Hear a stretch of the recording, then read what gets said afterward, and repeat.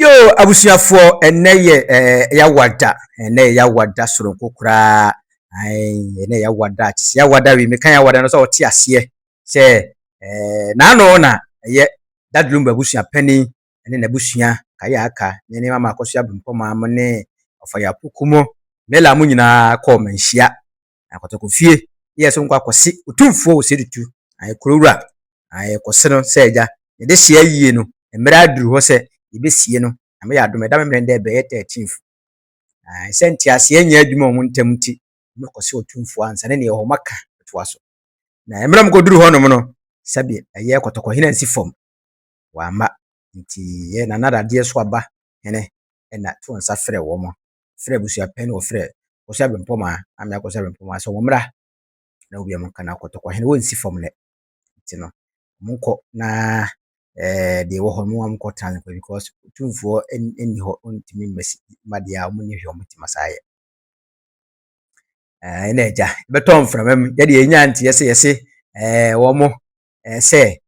otumfo so mo masia ya wada be na nte saa bi tumfo an invite o mo so mra ya wada bia musua information ye de enya no na ene eye opemso radio 104.7 ye wo Kumasi omo ene dade so aba hene atwetwe nkomo e de afa eye nsem ekoso sesesia na manhia ayi ni nsa afira horo ni nsa afira dumba eyi no ho otumfo nsa ne ayi nim de busua pani beye body bia na boye body bia mo amasem eye dade so aba hene ayi ni wo firimu na asa ama hene ayi ni wo firimu omu nyina akotoko kurowura kura ntime ama na wo mo na ebe dey so iti abusua menkase kase ye kwere nkotie eye dade so aba hene na ye ba common to aso se na sports stadium so no police for akọ inspection ho no ma je ye ntintira twan e ba so at the same time so na court so ma abro ko se mpom so court so na e wa Accra High Court for injunction odi to ayi no so na munsam biri nti abusua ye kwere nkotie ye dade so aba hene emra na e bobo wuram ye di nkomo nti so aba hene bafo enkotwetwe enkomo bafo timika no mo achi bo pemso radio aduma Kumasi djubadie so Wala mjozo wadama bibia boko de boko bafo no pay ye frewa enye boni bia ensensem bi enenam social media efa Charles Kodjofo Sulumba eye na ye ho hyehyeye yenim se edika bam nananom ena mentankese a ebe mu bafo wadama yemfa mfiri ho na yendi nkomo se ensem be ne ba monim a motena se efa Lumba yi enhyehyeye ho Adama echiachi fo na de o le se se be de se abusia panini ene na abusia fo ekoyo mo hyehyeye ese 6 December anombe Lumba yi pa de ona onwa ni ofase be poma ese wan tan ka se ka go so se so amya nya jemu a ade kum kodwo ayekasa Lumba so to for tanka se edika go no so ene ban ram just for him tata mahina na tijum ti etra so no ni o se enche yi so se sa entamno okagu usia penye so ti ma no enya mu amane ni yi mu ade de koto hine no se wo de achi ti ba ga no betra so no na o se yezi o munta masam ti munta asam se na yi no ni ti mu ala ma America se already obodo wa de kum kojo apaso ye autopsy for na bi afanyi no e ka se autopsy no ma e bi data no ma me so oboso ye onu an kasa na de ma na no ma ne te panel no so no e di sa de se ene e mo mu na awotwe aka ho ye 13th godi ti mo na show mu de ti ba de mo mu na awotwe se de be ama me ne be nya kwan e no autopsy no eno mo preso o preso mo te Santa Antonio woman terminal. The Nipa no so go down man ayo mabusha go down o he down here na pakoso hene. Ni mo no do no. E de fuku no so me na me pedi. Ala de so aba. Okay. Me no ko hwe. Na me mo ko sesi o mo ntama na 30 no. O mo nya kwa nya o mayi. Ye. Enti mba be down no. E be hwe. Enti e committee a ina isi de tire ma me na ka tire mze. Na me di ti ne de pene so kana busa pene so no se yoko abusua ma se fo anaso bu fi abusua pene na da no oni ni hodi a oni ko oni ni hodi a abusua pene na da ano ana abusua ni na ya kwa se otira ateke fo no no be yi no kinanu ne ba se ne se bio tas na ne suma hodi asom Ghana nti ye kokose yura me ko ye so wada roma yura ensi from dadan because tu kwa mba ya no sani o shi na nanum ana won tinase dano ye nyano anse no ndi or me so a me dano no eno ma ye kafa no ho ene nguase a ye kafa no ho so wo sebio ye dem to ano no nti da ye nyano no we sa te se no ma ni wo sa omu emiti no so ana ye personal ana ye bua wo mo no ya twe ho every we no ma bi na nkazanko no man ko yo mo an se no mo nye de o mayi ana me de tu mo nim dai ba me ya zan ke be fere yu ana ke asano no ye nya no ye wo no ana ye twe ho enu ani de esi ana makaji wa daroma ndi se je bia da o mo bu shafo na o ma na yo ma de daroma bu na se nsema uketia nsema ba mo manim eye sebi yewura ntankese a eto ho ene be pie manim a sebi mu enyamane ye mu ade de koto yewura anim a ogya che se ono ane nana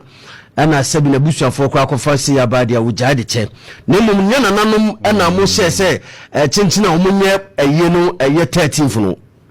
David de ona se omuno e de ntam le ba nananom anim ane na ba yanim omu date pa kwa na komu ye no komu ye 6 December 6 December ana mu share omu yo ma de omu ana ko trafe e share omu date ne mu ade se de ama me no tu yanim ana omu tu yanim se aka wo pese otopsi no komu ya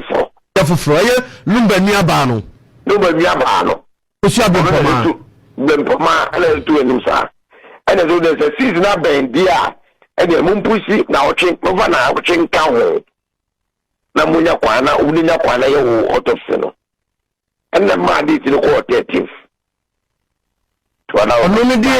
ono ne di ade se de to na nanum anim se ono so pese o ye ne de ene ma na nanum susi se ne ye fa na otwe nka ho se de be ye nduru on de na nka wa ye awie wadawro ma sa pepe na o tire mu sa pepe de yesebu sebio se ne manfo se wohwe social media se court nsensem a na wo ho ebedura nananom se abusuapanyi no mo se mun koyi court nsensem nyina nsamra ema nananom entena so nka bi wadama sa na tie wadama antisa ye betra so no ye ka se court nsensem for ba no kwa ye ne bedebedi nananom de awodi enkan ho court dina asma court yi court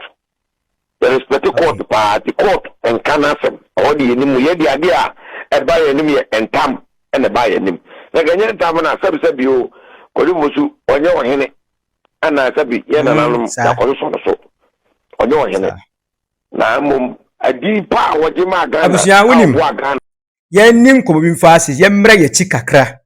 eye nana dade so ba hene no wo ka asem se 13 no sabi mamra ko sabi mpoma ena o sere se sa opeso ye new autopsy foforo woni nua no hu ade kuru no abusia pani so mo ayebi na so wo mpa abusia pani de no opo no ane de na akoma atoyem na osere ye na nana mo se wuti asem ni ye o omo se ne mo fa na wotwe nka ho ti na wotwe mo de ka ho no ene be si 13 no tie ni ye o na eye nana dade so ba hene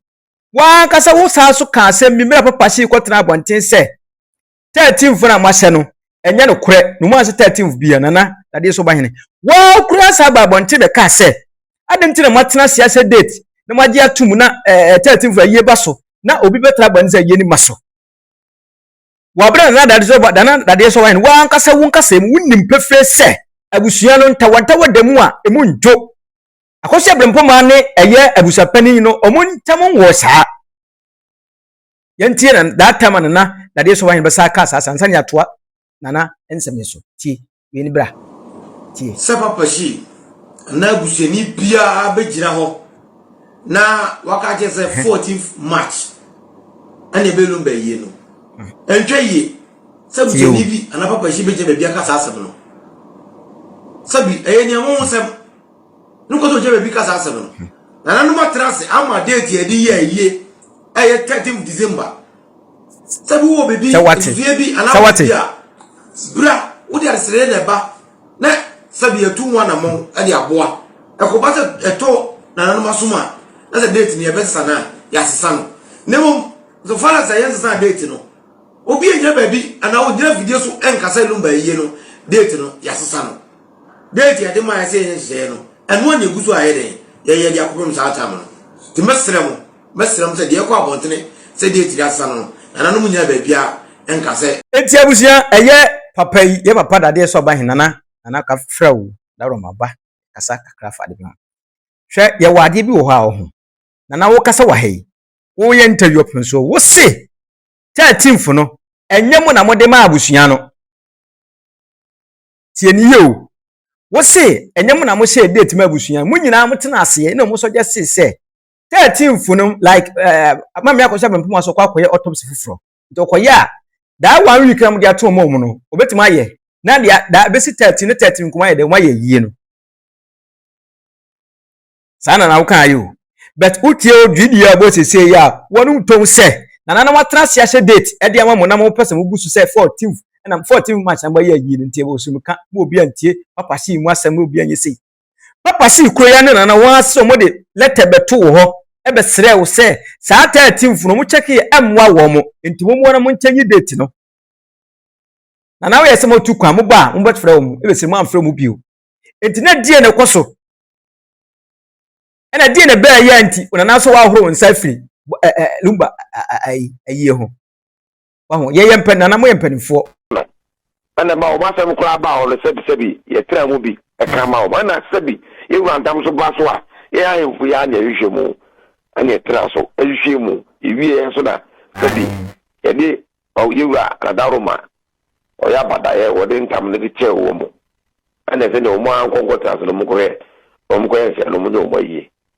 kiti na no of the court is some there na no follow mu adaroma follow mu wadama committee a yeti na utie de bi mu ka ye pese yeti fo mu tie open so radio na ye de asemba ye hwehwe mu ne ye hu nukure na ewo mu no na nkoye se ye gina ha na se ye gina nti na wadama wanya daji de amaye ebi mu nsem o mu se ka e wo social media ne wo beti ye se na nanom ana ti committee no se de be ye se yemfa we mewuram nti ya je ye na frabusuafo no na nanom na ye eno so e ho nsem te sen wada umabru ebra ye ka se menkohwe na pakoso inu no nkohwe wo mu na nhedi o mu ye bia no membo wo mu no mu nya yi no ma men de boma sebi o ka se committee dada na o mu ye na o tweda no o se no nanu se e ya hoho ne amanfo no du mo guso a o de oye ena ko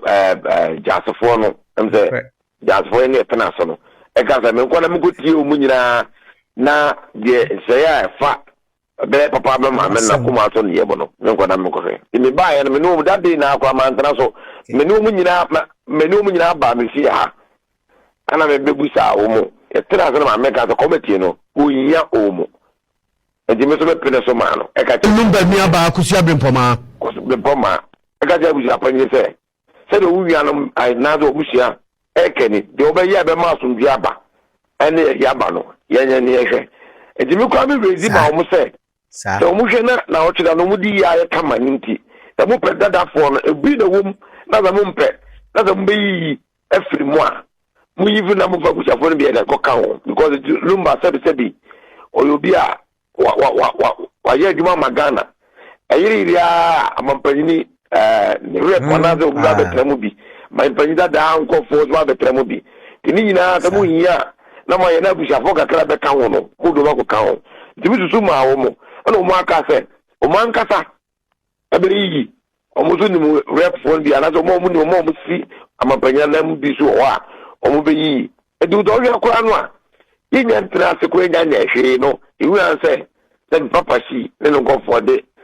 ayi committee list ya ba se o mu ene o mu committee president ba ta na me be hwe mo se de me ya boa me ko boko no mumpe na mumpe dia na mo amode mo ade abade a enye mo amgo ye na mo ko ye mo ade mo ko ye mo ade edi mu ze no ma bibi won ma sabi omuntie manu masam bi won ma o transfer na wo ka asama e twintwan